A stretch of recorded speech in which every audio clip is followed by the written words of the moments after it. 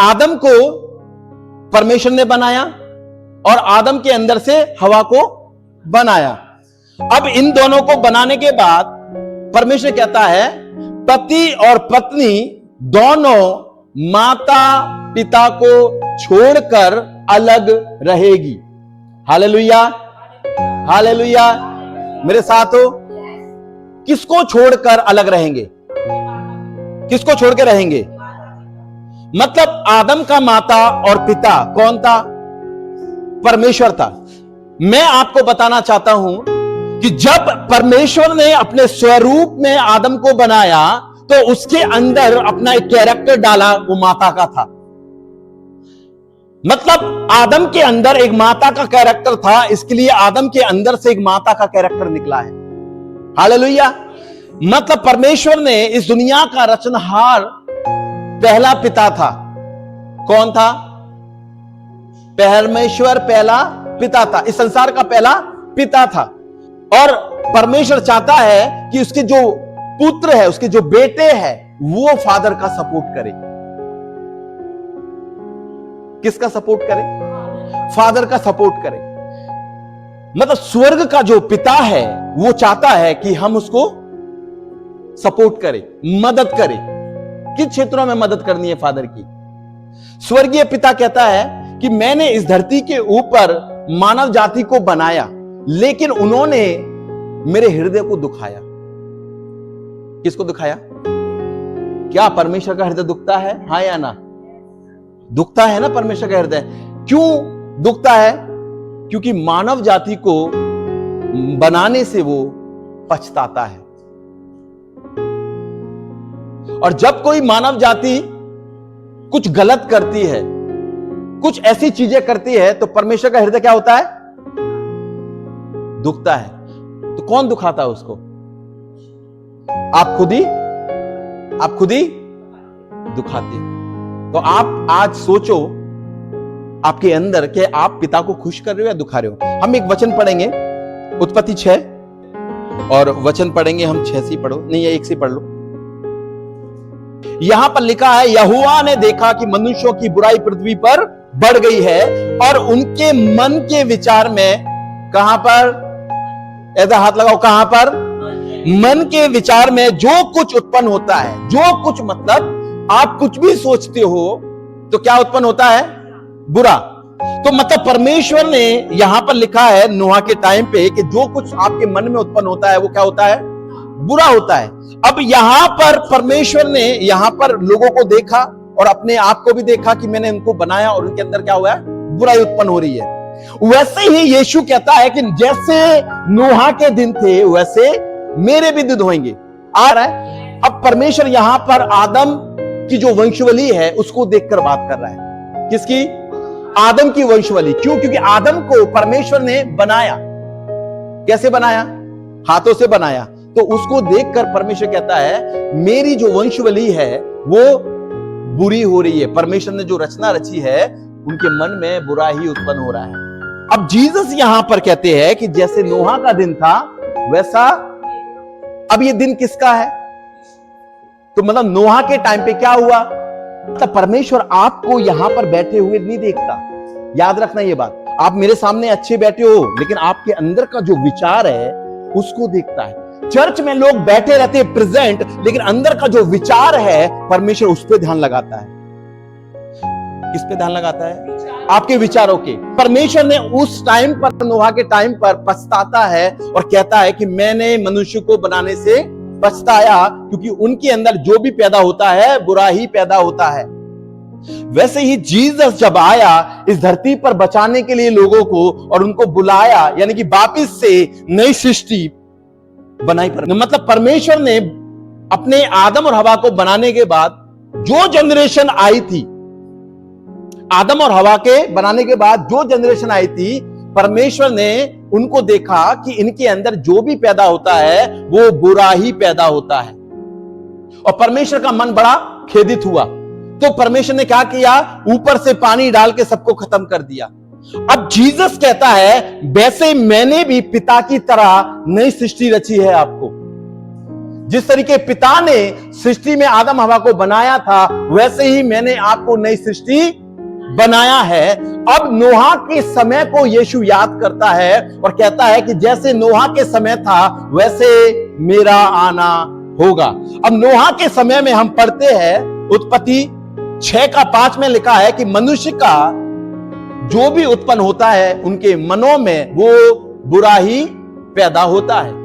और यहां पर परमेश्वर कहता है मैं उनको बनाने से पछताता हूं। वैसे ही आज यीशु ऐसा ना कहे आज आपसे कि मैं आपको चुनकर पछताता हूं, क्योंकि आपके अंदर दिमाग में, आपके मन में जो पैदा हो रहा है गलत पैदा हो रहा है। अगर पिता ने यहां पर मनुष्य को देखा और कहा कि मैं पछताता हूं क्योंकि उनके मन के विचार बुरे पैदा हो रहे हैं, वैसे ही आज यीशु का आने का समय है। और यीशु भी जब आएगा तो हमें ये ना देखना पाए अभी स्वर्ग से कि मैं उनको चुनकर पछताता हूं, क्योंकि उनके अंदर जो भी पैदा होता है बुरा ही पैदा होता है। तो आज आपके मन में क्या पैदा होता है? कौन सा विचार पैदा होता है आपका? हम कभी कभी है ना बहुत कुछ छोटी छोटी चीजों पर ध्यान नहीं देते, लेकिन परमेश्वर कहता है मैं तेरे मन के विचारों को जांचता हूं। आज वैसे ही इस धरती के ऊपर यीशु को भेजा और आपको बचा लिया, वापस से नई सृष्टि कर रहा है। और आज भी पिता कहता है नोआ के समय की तरह आपको यीशु ऐसा ना कह दे कि मैं उनको चुनकर पछताता हूं। क्यों? क्योंकि उनके अंदर, नोआ के टाइम पे उनके अंदर निरंतर बुराई, निरंतर बुराई। तो आज आप लोग प्रभु में रहकर हर दिन किसके बारे में सोचते हो? आप किसके बारे में विचार करते हो? एक पिता के बारे में जिसने सारी दुनिया बनाई, या उस पिता की रचना के ऊपर जो संसार है? हालेलुया। किसके ऊपर अपना फोकस लगाए हुए? उस परम पिता के ऊपर फोकस लगाए हुए हैं, या उस परम पिता की चीजों के ऊपर, इस धरती को जिसने बनाया है उसके चीजों के ऊपर फोकस लगाया? पिता को दर्द देकर कोई ब्लेस नहीं हो सकता। Hallelujah, hallelujah. एक पिता को देखकर कोई भी, आप ब्लेसिंग मांगते हो कि पिता मुझे ब्लेस कर, मेरे जीवन में अद्भुत कार्य कर, लेकिन कभी भी आपने ये ध्यान नहीं दिया कि उस पिता को हर्ट होता है जब मेरे मन में बुरा उत्पन्न होता है।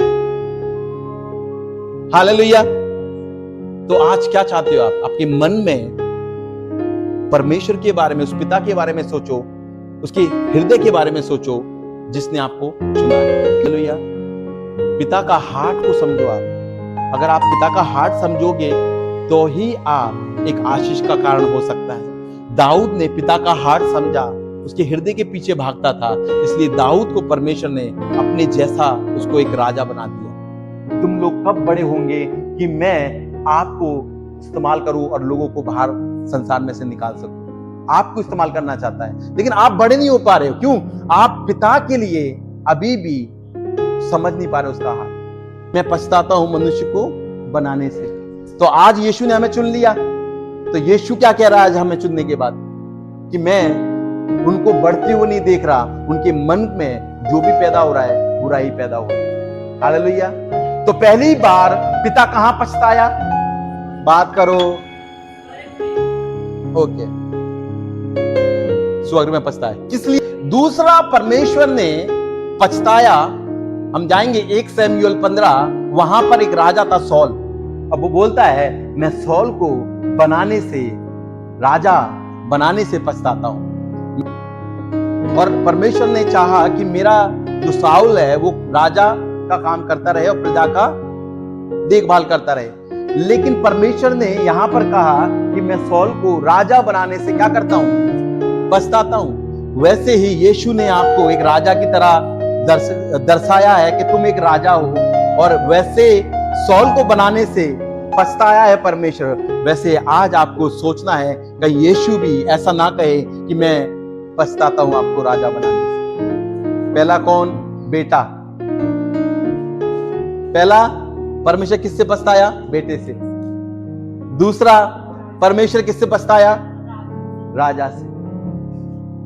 तो वैसे ही आज यीशु की वजह से परम पिता ने हमें पुत्र कहा, बेटा कहा, तो उसकी तरह हमारे अंदर कौन से विचार आते हैं?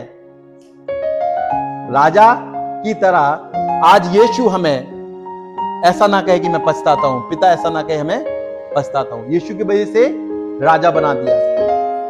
आप मानव जाति सोचो कि उस युग के लोगों को परमेश्वर ने मार दिया क्योंकि उनके विचार गलत थे, तो आज आपको भी सोचना है कहीं आपको भी वो छोड़ ना दे और आप लोग प्रॉब्लम में ना आ जाए। हालेलुया। आदर करना बहुत अच्छी बात है कि बाइबल में लिखा है कि पास्टर दुगने आदर के योग्य है। आदर करना बहुत जरूरी है।